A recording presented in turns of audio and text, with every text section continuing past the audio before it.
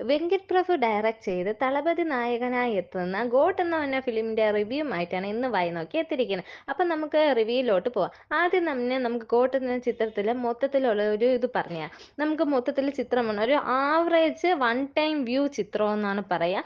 എന്തായാലും എല്ലാവർക്കും ഇഷ്ടപ്പെടും. രക്ഷകനായിട്ട് തന്നെയാണ് വന്നിട്ടുള്ളത്. എങ്കിലും സിനിമയുടെ സ്റ്റോറി പോട്ട് സംഭവങ്ങളൊക്കെ കുറച്ച് വെറൈറ്റി ഉണ്ട്. ഒരു സയൻസ് പിക്ചറാവും കൂടെ ഇതിൽ ആഡ് ഓൺ ആയിട്ട് വന്നിട്ടുണ്ട്.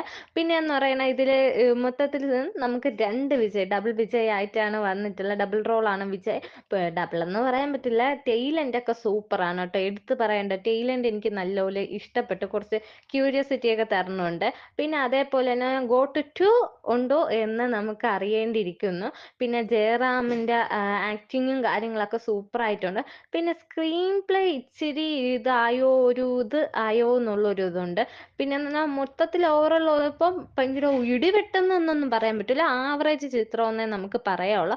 പിന്നെ ഇതിൻ്റെ സ്റ്റോറി പോർട്ടായിട്ടെന്ന് പറയുമ്പോൾ നമ്മൾ ഒരു ഇതൊക്കെ നമ്മളെ ഇൻവെസ്റ്റിഗേഷനൊക്കെ നടത്തുന്ന ഒരു വിജയ്, ആ വിജയ് അത് കാരണം പറ്റുന്ന കുറച്ച് പ്രോബ്ലംസ്, ആ പ്രോബ്ലംസിന് വേണ്ടിയിട്ട് ഫാമിലീനെയും രക്ഷപ്പെടുത്തിക്കൊണ്ടൊരു സ്ഥലത്ത് ബാംഗ്ലൂരിലോട്ട് പോകുന്നു.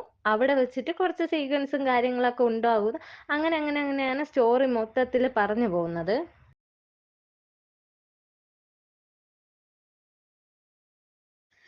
അങ്ങനെ ബാങ്കോക്കിലെത്തി അവിടെ കുറച്ച് നടക്കുന്ന സംഭവ വികാസനം, പിന്നെ ഫാമിലി ആയിട്ടുള്ള കുറച്ച് അറ്റാച്ച്മെന്റ്, പിന്നെ അത് കഴിഞ്ഞ് ഇന്റർവെല്ലിന് ശേഷമുള്ള കുറച്ച് ട്വിസ്റ്റും ടേൺസും എല്ലാം കൂടെ ആയിട്ടാണ്.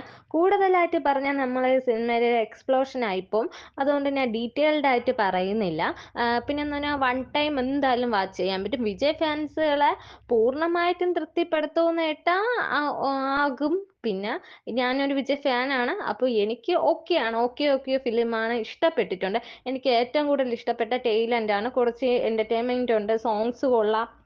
മൊത്തത്തിൽ ഓവറോൾ നോക്കുമ്പോൾ ഒരു ആവറേജ് പ്ലസ് ഫിലിം എന്ന് തന്നെ പറയും. എല്ലാവരും ജസ്റ്റ് ഒന്ന് വൺ ടൈം കാണുക. എന്തായാലും ഓക്കെ ഫിലിമാണ്. അപ്പോൾ ഇതേപോലെ മറ്റേ റിവ്യൂ വരുമെന്ന പ്രതീക്ഷയുടെ നിങ്ങളുടെ സ്വന്തം ദിവ്യക്കല്ല് സൈനിങ് ഔട്ട്.